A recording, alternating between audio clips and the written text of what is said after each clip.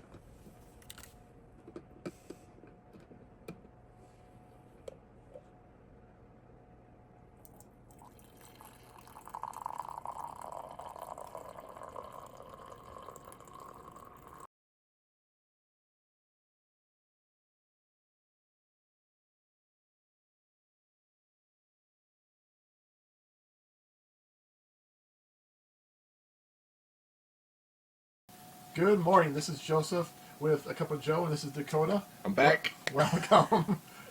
Today we're trying Dancing Goats Coffee out of Olympia, Washington. Observe. And as you can see in the intro, we did a French press. Me personally, I like French press. It's kind of in between the drip and the whatchamacallit, the pour over, so you kind of get the best of both worlds, in my opinion. Absolutely. Definitely agree with you on that one, Joe. So what do you think about this one? It's a great cup of Joe. I mean, I think that's what we're striving for in Right. this series. Yeah, no, it is. It's a good cup of Joe.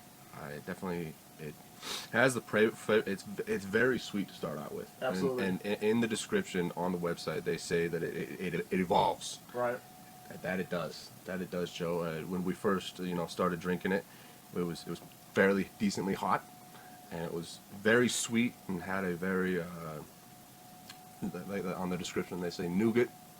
Had a very sweet nougat taste to it, in my opinion. Mm-hmm. And as it cooled down, it started having those citrus notes, but not the like last week's. It was good, but it had the tanginess to it. Right. This week, there's not really a tanginess. It's more of like a sweeter citrus tasting, like almost like a fresh orange almost. Right. Not the serious orange flavor profile, but just has that a little bit of tanginess, but not full in depth tanginess.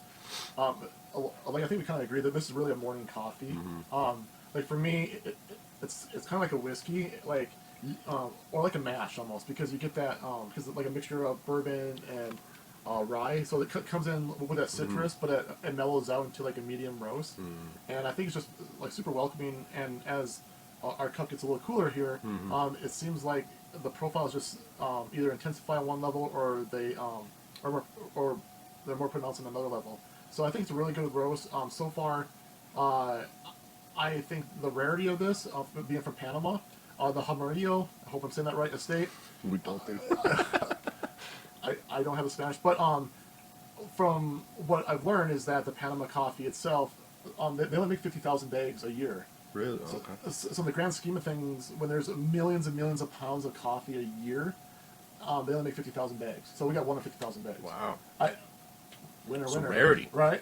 So, yeah, so this was my first time trying this, a coffee roast up from Dancing Goats, and I think I'm definitely going to circle back around on this and see what else they have. This is one of their more premium ones, and when search for coffees, I think, trying to get one of those premium limited what a edition ones. name. Yeah, Dancing Goats. Dancing Goats. Like so it was two roasters that had combined, correct? Right. And like the other guys, like it was kind of a boring name. I don't even. It doesn't even come to relevance. Right. Like, I don't remember it. But Dancing Goats, what a name, right? Yeah, they did a great job, and they've been around since I think 1988, I believe was the I year. think that's yes. But like most companies on the West Coast, and it's not a bad thing, by the way, because they're into sustainability and sourcing right, and just doing all the right things to keep the planet as least footprinted as possible from us humans. But the one cool thing that I read on the site is that they roast it to order and send it to you. I did read that, and I was intrigued by that because you're not getting that bean that's been roasted and it's just hanging out over there, and they're like, oh, we got an order for Joe. Right. Let me grab that. Let me send it to him. No, it's oh, we have an order for Joe. Let's go roast those beans. Let's get it to him now. Like I thought that was pretty cool. Yeah, and I mean, like when you walk into a grocery store, unless you have like the top tier coffee, maybe it's a Starbucks blend or something like that. That thing's probably sitting on the shelf a couple months. Right, like it's gonna be chilling there. So like, I don't know. You can definitely taste it. Yeah. So, have you tried Dancing Goats before? Have you tried their coffee? Do you have any recommendations? Let us know. Yeah, absolutely. Let us know. And yeah, I recommend it, especially this limited edition. Especially being from Panama, 50,000 bags, and you've never tried it before. I would highly recommend just give it a shot because you'd be one of those 50,000 a year. So, cheers! Awesome coffee. Check them out, Dancing Goats. I'll leave it in the description. And what are we talking about next here, man? Lake Erie. This is probably close to your heart, Mr. Wisconsin boy. Never been really to the East Coast other than New York, but apparently, yeah. Did you know that in Lake Erie, when there's hurricane force winds, right, we're talking 74 mile an hour plus, blows out the water, like hundreds of feet, Right. and rocks that were not exposed, that are usually underneath water or just the tippity top. We're talking, I shouldn't say even rocks, boulders, Joe. Right. They get exposed. Have you ever seen this phenomenon take place? Like, and it oscillates. It goes from one side to the other, depending on the direction of the wind. Have you ever seen this, Joe? So I haven't seen exposed boulders, or I haven't paid attention. Fair enough. So I grew up in Wisconsin, and you'll see a little bit of my accent right there. Superior to be exact. So I was like a mile and a half of Great Lakes Superior, and those winds are very bone chilling, and they can get just wicked fast. And so I can see the winds there. When we talk about storms, we usually talk about storms in the oceans. If you're from the north, Central Plains, and you're around that area, Canada area, you don't talk about the oceans much. You talk about the Great Lakes, because the Great Lakes are fresh body oceans, basically. So that's a little digression. But so when the lakes freeze over, sometimes it does that effect throughout the whole entire Great Lake, where it freezes the waves in motion. So you actually see the waves all rippling, all frozen there. So it looks like it's a frozen wave, frozen wave. Yeah, It's frozen in time. Yeah. But I thought this was really cool. Like in the summer you didn't see it, and now like 50 feet down is exposed land and this whole entire thing. That's where your watch went. It's right there. Didn't even go that far. You were looking 2 feet away from it, Joe. Yeah. So when we're so when the pictures and we're like researching this, Some crazy stuff. what came to mind like hurricane winds, like in the cold hurricane cold winds. Again, Joe, I am Utah born and raised, so me and the ocean, I'm not cool with it, right? So hurricanes I never really experienced. I mean, I've been around some pretty intense wind, but I don't think anywhere near hurricane force. Right. Definitely been driving down the freeway before and weebles wobble, but that's about it. And as far as frigid temperatures with that wind and humidity, again, Utah, born and raised, and I can't put into words. I've never experienced it, so I don't think I could find the right wording to really understand what goes into that. Good on you guys. I mean, I've experienced some cold, just being here in Utah, going up and snowboarding, that kind of thing. But I don't think the winds were anywhere near hurricane force to freeze a wave in motion. That's crazy. And to peel back the divide from ocean to land, and then just maintain that divide for days. Yeah, I mean, for days. It's very interesting. It is fascinating. So you Midwestern people, Great Lakes homies, if you will. None of you Utah folk around here, all right? Yeah. So what's your experience around the Great Lakes? Do you have any great pictures to share? Like any great moments? I know there's a lot of photographers around the Great Lakes because there's a lot of cool things. Do you have any stories about being on the lake? I know there's a lot of stories that I was told when I was a kid about all the ships that sunk up there. A lot of ships have sunk up there. Actually, a lot of covert operations for like the military in World War II and everything happened up there to try to go around the ocean but go through the lakes and everything. So it's really cool. Love to hear your stories, and yeah. Crazy stuff. So Americans eat up to 3.8 million bits of plastic each year. Is that in my coffee? Everything. We're on a daily basis. It doesn't matter if you are the most greenest person, sourcing whatever person when it comes to your food, your drink, you are taking in these microplastics. So let's settle there for a second. 3.8 million bits of plastic each year we're consuming. So Let's keep using those plastic bags, Joe. What do you say? Well, I say. Oh Lord. Boy. Hey, when I was a kid. Oh, that was. No, but honestly, when What's I was up, Boomer? No, but when I was a kid, I remember being in Wisconsin that I was checking on with my mom at this a grocery bar called the Red Owl, and we always got paper bags back then. Plastic wasn't. So much better. Yeah. So much. Maybe it was already in California, but it definitely wasn't in Wisconsin. Yeah. And we go paper, and they go, well, why not plastic? Because you can save the trees and rainforest. Oh. Well, Times have changed. Times have definitely changed. Plastic is everywhere in our life now, including inside of our bodies, obviously now. Oh. And it's in our coffee, apparently. Yeah. That's. But now people are saying, you want to do paper so you can save the oceans? I mean, what? It's been a hell of a transition, Joe. That's for sure. Yeah. That's a lot to take in. A lot to take in. It's. I read in the article, 90% 90% Yep. of food.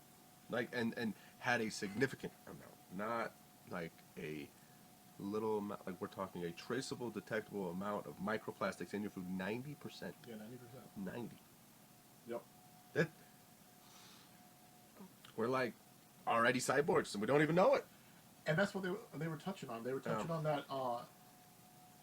This is a new, because it's a chemical made thing. Mm-hmm. So it's gonna start to change our DNA and the composition of our bodies in some way, shape, or form, for better or for worse.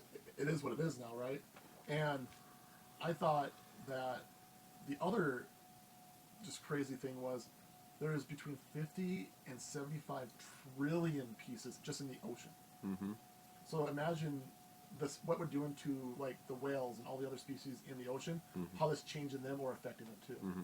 Like, it definitely is a global thing. Yeah, absolutely. I mean, we can all try and do our little parts, going to the grocery store, getting the paper bags, or even the, reusable bags. I mean, I think at least my household has it. That one Right. plastic bag from the grocery store that has all the other plastic bags in it that you use for like a garbage bag, or if you need a plastic bag for something. But you always, at the end of the day, throw it away. Right.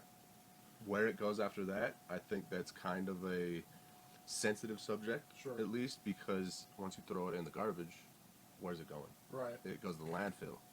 But after that, it could blow. We've all seen it. You're driving behind the garbage truck, it blows out of the garbage truck. It gets to the landfill. Maybe it gets dumped and then rolls on down the fucking landfill. Right. Like you don't really know. Like, I feel like that is at least a bigger issue that I don't know how you would solve it, unfortunately, and I don't think it's a very cut and dry solution. Yeah, well, because you got the rain, And, yeah. because you got the runoff, right? Right, like there's so many factors that lead into where that thing ends up. Right. Well, the other thing is, so plastic is almost in everything that we have and do, from our cars to our appliances to our phones to our clothes have microplastics in them too. Especially if they're, cotton has Yeah. been grown, it has microplastics in it. Right. Yeah. Well, even the thread, the compounds that strengthen some cottons, if it's not organic, has plastic in it too. Yeah. Our hats, the snapbacks, have plastic. So the other, I think, challenging thing is that we see in the news a lot about, regulation that, regulation this, and going past our shores, there's other cultures around the world that don't understand the basics of, recycling and things like that. They really don't. But, like, they just, hey, I don't have room in my house, neighborhood, and city, so we'll just throw it on the ocean. And many of these countries will take it and ship it and just dump it in the middle of the ocean because they have nowhere else to dump it.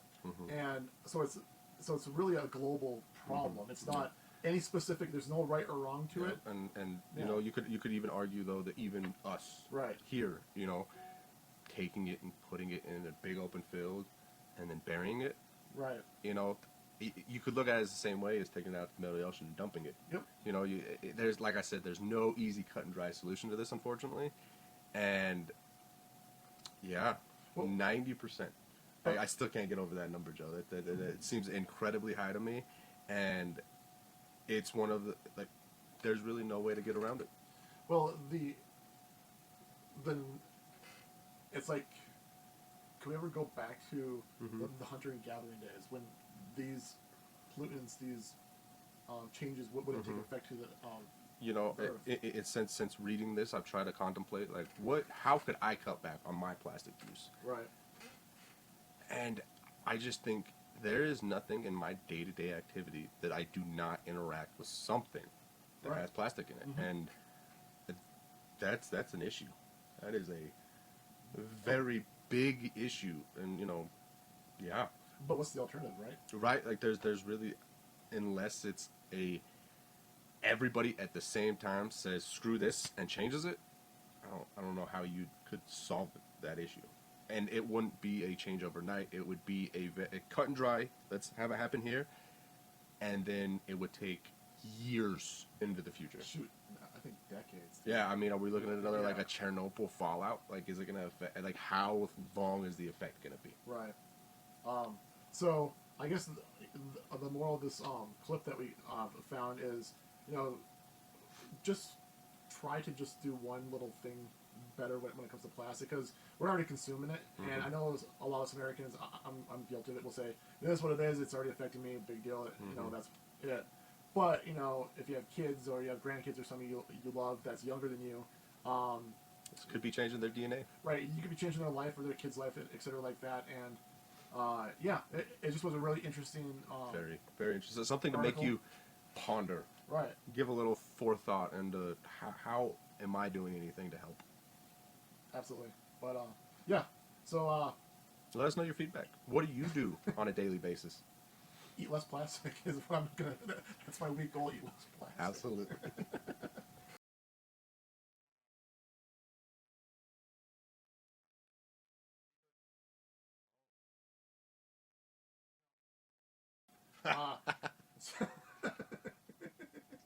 What are we talking here, Jeff? What are we talking? The Hercules deadly funnel spider in Australia. Yeah, okay. I see where you're going with this, Joe. You just had to bring a spider into this conversation. So this little fang creature, if you will, the creepy crawly creature, can have a bite as strong to bite through your nail, like your fingernail. You know, Joe, there's reasons. If you're in Australia and you're watching this, you're from Australia and you're watching this. This is one of I think you guys have like many hundreds of unique venomous creatures. We'll just add this to the list. Yeah, I don't do spiders at all. Yeah, but this big, it was like 3 inches. Yeah, about 3 inches. Okay, come on, we're gentlemen here. 3 inches, 3 inches here. Until he smiles at you. Okay. And you know, and here's the crazy part, Joe. So this thing was found, and a couple days ago. Okay. It was the largest male spider. Okay. And we all know, in the animal kingdom, usually the female is the larger of the two.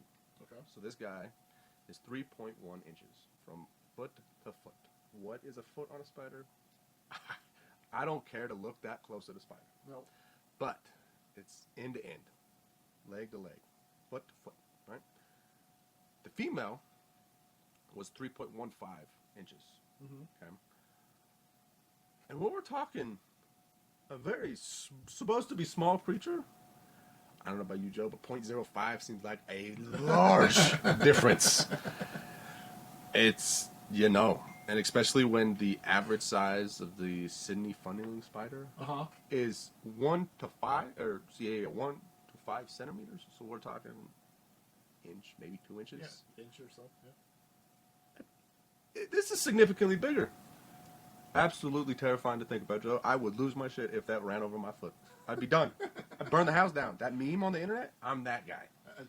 I just hope I'm taping when that happens. I hope for the world that it's being taped, but not for me, Joe. So you know, going back to the history of like Australia in general. So you do know that basically all of pretty much Europe's unwanted humans were just shipped there and dropped on that island, right? Oh yeah. God did that with the animals apparently too. But what a prison sentence! All these venomous creatures on this island. Oh, Lord.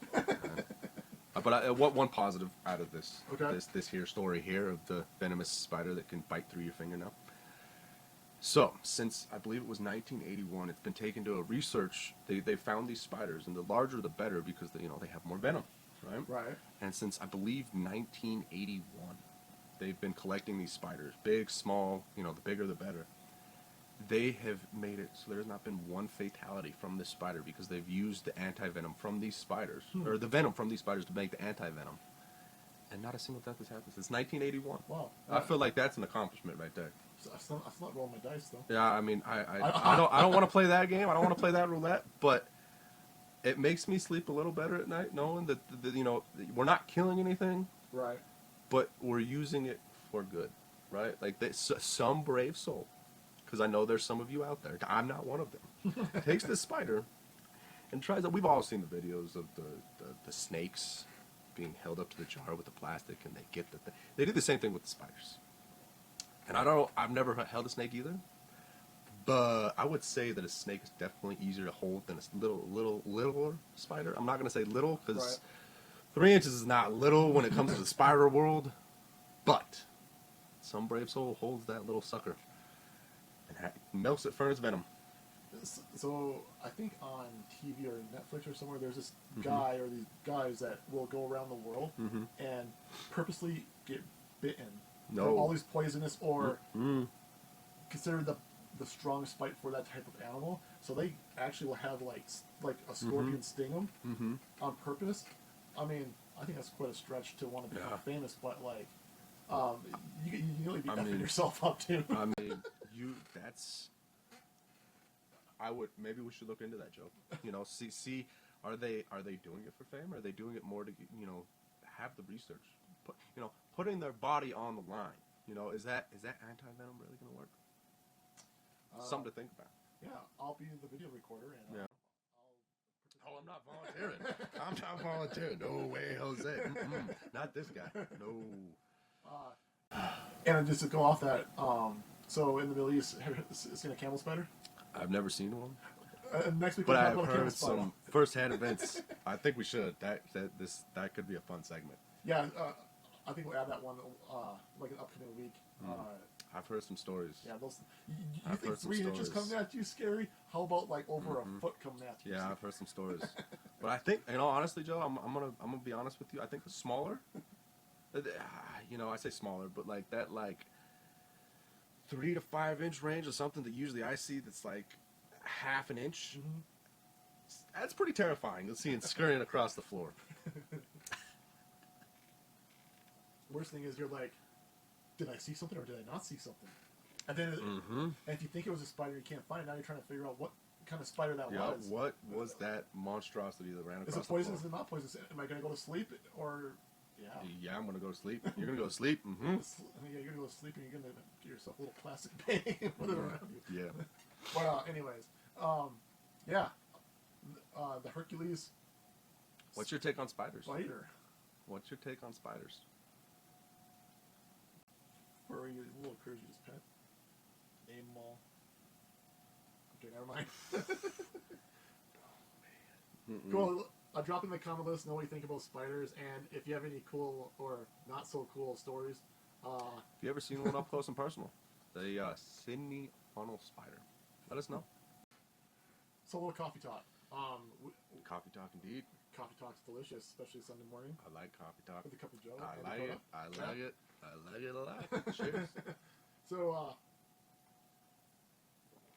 right now, Starbucks is getting sued by a consumer group that is saying that they are not doing ethical sourcing like Starbucks claims, and they made some pretty big claims though. So what are those claims then? They claim to be 99% ethically sourced. Now, when it's a small individual group, I can see that happening, Joe. But when you are as big as Starbucks, that's a big claim. May have started out that way, and I'm not saying it isn't currently. I don't want to put a bad name on there. Love Starbucks. Starbucks is great. Little caramel frappuccino. Oh baby. I'm a peppermint mocha seasonal guy. I personally like Starbucks for their sweet treats. Little cake pop. My kids love the cake Those pops. are great. Those are great. But back to the source here. That's a big claim, especially when you're a global company. You can't keep your finger on everything, and unfortunately, to meet deadlines, to do this, to do that. I can see where they're coming from. I could definitely see where they're coming from. If you are claiming to be that ethical, somebody's gonna put a fine-tooth comb on it, and find something to deny that claim. Unfortunately, and I think that's where Starbucks is in the water right now. But what if I told you we went from 99% ethical sourcing to stamping on our products that were 100% ethical sourcing? That 1% makes a difference. It does. At 1%, I mean, it kind of... I think everybody strives to be 100%, but, even 99, I feel, is too close to 100%. But you have some error in there, though. But at least you give some human aspect to the sense. Absolutely. And that's really what is part of this case here, is that they're saying that they're 100% ethical sourcing. Now, it's a play on words that they're committed to 100%. Ethical sourcing is how it's stamped now, compared to in 2015, where they were 99% ethical sourcing, but the word committed wasn't there. So it's a play on words, but it's a matter of how the consumer observes this and how it makes them either purchase the product or not purchase the product is a big deal. And a big company like this, like you said, you can't ban everything, especially over different continents, countries, cultures, people, down to the person who You can't is be in picking two the places at once. Well, you can't be 50 places at once, right? So, Let alone 50. Right. So this is one of those lawsuits that's not really on the mainstream media. But it's actually kind of a big deal. It's a huge company. It's a global company. They are one of the largest players, or if not the largest player, when it comes to coffee bean sourcing. I mean, you can't go more than, I feel, 2-3 blocks without seeing some either advertisement or an actual brick and mortar Starbucks. So, it's there. But to also, you know, like as a feather in the hat, they being Starbucks has helped other countries in their water sourcing. I mean, they've put over $50 million in investments to help other water. I'm sure some of that water is to help the farmers grow their plants. They've also have done an additional $20 million for farmers worldwide to try to help their practices keep because the ever changing of the globe and so it sounds to me like they know that there is some hiccups in the road, and they're trying to help. So good on them. I mean, absolutely, I'm not telling anybody to not drink Starbucks. Go enjoy that caramel frappuccino and that cake pop. But as a company, I mean, you gotta. We can always strive, but sometimes, especially in today's world, you can't make claims to that extent. I think that's where the issue has arisen. You can't be at 99% that say that you're committed to 100%. When I see 100%, in today's world, I think it's a guarantee. Yeah, that's damn near perfect. Right. So it'd be interesting how this plays. Excuse me. It'd be interesting how this plays out. But this is not like through the history of coffee, hundreds of years now. This is not a new thing, but it is newer to have such a large company try to affect or manage all the sourcing of all They our definitely coffee. took and made a target on their back, unfortunately. So, hope the best. I don't want to lose out. Peppermint mocha, that seasonal drink, I will agree with you on that one, Joe. It's pretty tasty. It's pretty tasty. Definitely not a good cup of Joe, but we're still drinking our coffee. And just a quick side note. So we drink our coffee here black. So we have no creamer in here. Way to drink it. And because we really want to taste those notes, what nature intended us, the roaster intends us to want to taste all this coffee. And so when we are drinking the coffee from the camera, we just want to let you know we're drinking it black. There's no creamers involved in this. No. So it's the way to drink it. It's the way to It's do like fine wine, fine whiskey. But hey, let us know your opinions on Starbucks. Do you like it? Do you not? How do you feel about 99% to 100%? Let us know. Yeah, how would you share your commitment if you were Starbucks to your audience, to your consumers? Or any business in general. Like, what's your viewpoint? How would you try and present that to the world in a way that hopefully wouldn't get you sued? Yep. Oh, so Japan's making big moves. What's those moves? They went to the moon. Hell yeah. I'm not trying to start any arguments. Did we go to the moon? Did we not? No, we're not getting into that conversation. But Japan is now one of 5 countries in the world to have made it to the moon. Well, what are the other 4 countries? We're talking Russia, Russia, China, China, the U.S., U.S., and India. India. That one was surprising to me. I don't really know why, because I mean they have the second biggest population in the world. But I don't think India is going to space, but they have, and now Japan is right there behind everybody. They have now officially made it to the moon. What's Mr. NASA? So I saw this article, and I saw that we talking about, so I put my NASA shirt on. I'm a you know, if you've seen my other videos about watches, I love watches. The horological part of it all. I'm wearing my Let's see it. moons, Let's see it. my mission to Saturn upside down right now. Sorry about that. I'm actually do it right side up. Yeah, let's see it, Joe. Let's see that. So this is not the most flashiest watch or anything, but it's one of the more popular watches of the past 2 years now. So this is the mission to Saturn, and I just think these kind of things are awesome.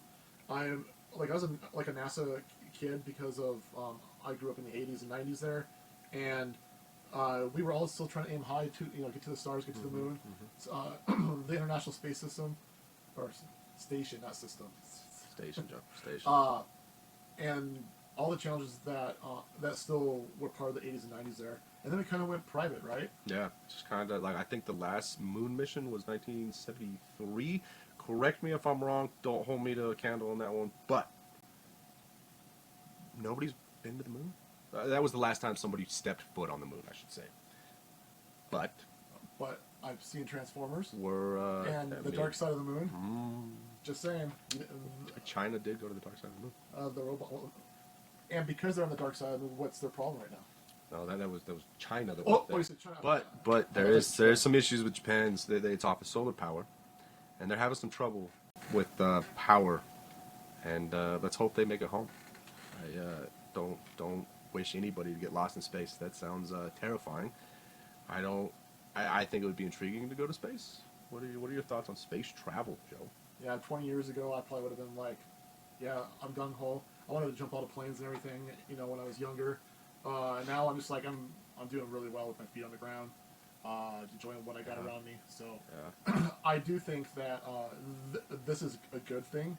I think that man, or humans in general, our next leap in evolution is space, and it's kind of is word sad that that we still don't have NASA doing this, or do you think it's a good thing that private sector is doing this? Because I feel like there's more passion right. now. It's not so much this is your job, this is what you need to do. I feel like there's more consideration, more passion, and I think it's great that there is now 5 countries right. that have gotten to the moon, and let's hope that kind of re-sparks the interest in let's see how space travel is.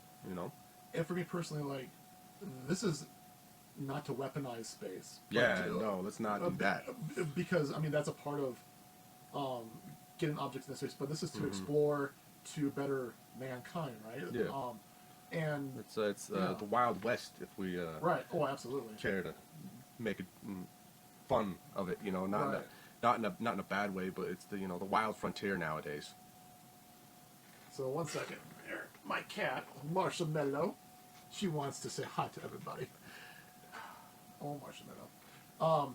But as far as, did you read on this about the rocket? Does it return, or is it just a one-shot wonder going towards the moon? Does it come back, or is it gonna be a satellite of some sort? I would hope it comes back. It's got I believe 2 or 3 individuals on it. Oh, really? Oh. So I heard. Oh, I'm not entirely sure. I could be wrong on that one.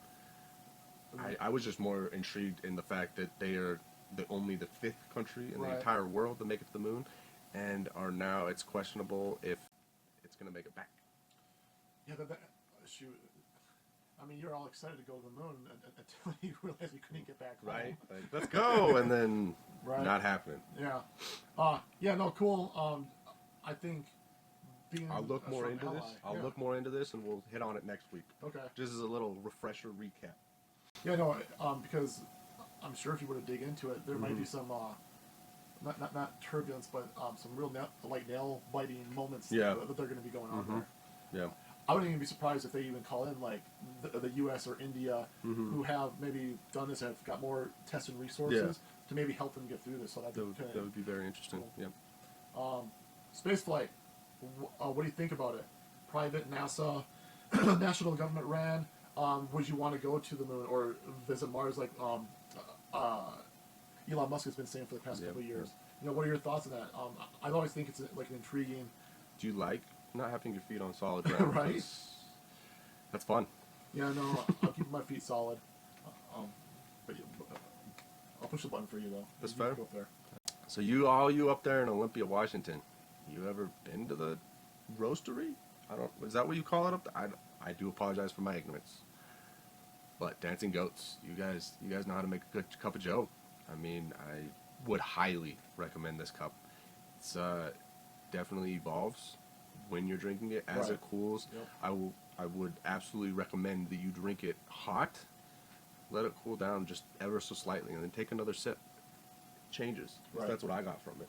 Yeah, and I also would say that I like the idea of a roaster taking a lot of love for people who want to try their beans, maybe who can't go into the roastery, and they roast it for you then and send it to you, like same day. That's awesome. Yeah, I mean, Monday through Thursday, you order it, they're going to roast it, send it to you the next day. So it's nice and fresh. So, you know, you can prepare for that, you know, weekend engagement that you're going to have. Get your coffees fresh Thursday, or, you know, order them Thursday, get them Friday. You're ready for the weekend. You're ready to conquer whatever you got planned. You know, sit down with your friends, family, have that good cup of Joe. And stay warm out there because it looks like it's pretty brisk out there in the Great Lakes. I know my parents who live still in Wisconsin. They said that it was like negative 30 degrees. So stay away from the lakes. Ooh, chilly. Stay away from the lakes up there for sure. Right? I mean, stay within a safe distance. If you want to go see these rocks, you want to go check some of that out. Keep your distance. Don't go running down there and trying to touch them and do all that. No, let's stay off the lakes, ladies and gentlemen. And as far as like the microplastics go, I think we can all agree that probably is not a good thing for us. No. Put all politics aside, that's just not good for us. So be curious if anybody has thoughts on how we could potentially replace plastic. I don't think it's possible personally, but it'd be interesting if anybody has really from MIT or something that has a great idea that could blow the mind of the world or something like that. I mean, we can all do our little part in trying to make a difference. Yep. And Starbucks, we'll keep an eye on that, see what that evolves to. But I think the moral of the story, I think a large company that can't police the world is trying to do good, but I think they overplayed their hand by making a statement that they should have. What am I trying to say? They should not have made. It was a big step that I feel they may have taken a smaller step. But again, go get your Starbucks. Enjoy your Starbucks. Right. They've got some bumpy road ahead of them, it sounds like, but they're going to get over this. It sounds like they're already taking steps to do the, right thing. Not that they were doing the wrong thing to begin with, but I feel like they're putting they're taking the right steps forward now. And we'll fall back upon Japan. See what happens with this rocket. Yep. Do a quick update if there's any updates next week. But let's hope it makes it home. Right. And and all you in Australia, watch out for those spiders, okay? Please stay safe, but that anti-venom, you guys are going to be good to go, though. But watch them out for them, please. And a shameless plug, like always, if you need some beard care, Valentine's coming up, and you have that special someone in your life that either doesn't have a well-groomed beard or they complain about their beard product, check us out at KILT BEARD CO. Even if you're trying to grow a beard back. Yes. Got a little stubble, maybe a little mustache. So if some dapper gentleman will do you good. So your beard, a quick beard journey, or the status of the stash, or the beard to a stash, what was that for you? It's been fun. My chin gets very cold nowadays.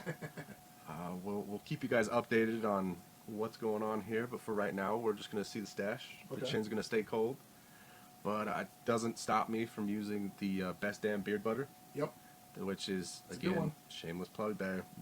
If you are even thinking about wanting to even have some stubble on your face, go use it.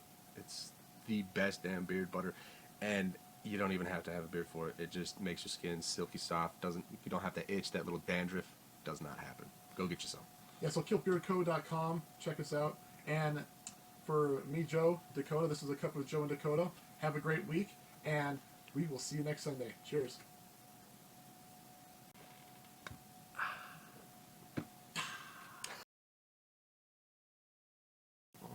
Maybe it's folding. Who knows? Maybe it's folding. That's recording. Hi, everybody. Hey, how you doing?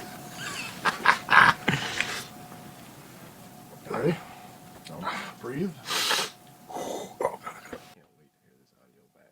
That's a good one. This should be much better. I mean, the microphone definitely seems to work. I don't know what microphone better be. How much was the other one? 130. I mean, if it doesn't show, fuck. So it better be. Yeah, make sure. Look for the can. Hey, I'm gonna be like this the whole time. I'm just talking like this. I guess. Rim over your eyes. Oh, yeah. So you really never make that full contact. What's up, bitches? We can both do this. Just shine the fuck out of them. Hey, this is. But you can also be like this. Yeah, we could do It's the cholo approach. that. God damn it. You can put that at the end of the video. I'm a fucking moron. Ready? I think so.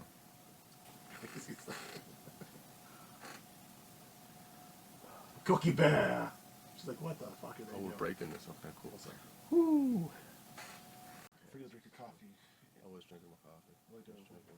Well, shit, you lose. Yeah, dog. It's 8 a.m. on a Saturday. Fuck out of here with that shit. Hey, not in high school anymore, man. Yeah, I'm an old man now. I gotta drink my coffee, goddammit. Sleep till 1 o'clock and be like, man, where's the day going? It's getting dark already. I still do that to this day. I don't even. Worst lie I ever got told was my dad being like, "You need to wake up early." I still to this day never. Nope. So I've tried that many times, and I'm like to do the whole morning routine. I'm like, no, I wake up when the body is ready to wake up, but I could be a night owl though. Oh, you know. Well, I told you I was up until like 1 last night. Right. Easy. Didn't even blink. Right. I finally went to bed because I was like, I should probably go to bed because I got to wake up in the morning early because Joe's a psychopath and wants to do this shit bright and early. Yeah, but there's got to be some editing and stuff. Well, yeah, I mean it makes sense.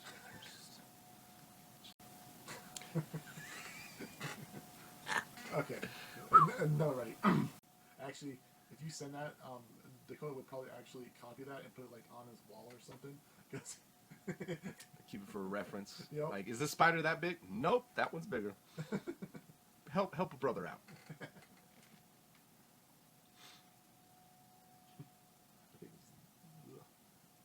Creepy crawly, creepy crawly.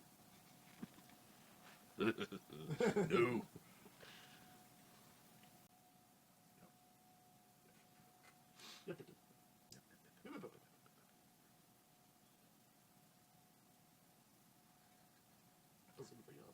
I was like, no, I'm not gonna do that. That would have been fucked. No, I'm like, so going to the moon. I got my moon swatch on. What do you got? I want to punch you in the throat. Like I purposely, like when I put on my shirt today, I was like this, and I was like, this fucking lamest shit in the world. Like, I got my Apple Watch. Fucking Anyway, asshole. let me change my screen. I'll put a picture on here. Hey, my background's pretty cute though. Yeah, pretty soon you're gonna be having all baby pictures. Yeah, I know. I looked through my pictures and it was like dog. So I'm like, that's gonna be baby, dog, baby, dog. Hey, one more coffee and everything. I think there's a little bit more. Nah. Okay, I'm gonna be fucking tweet down in a second. I gotta go eat some breakfast.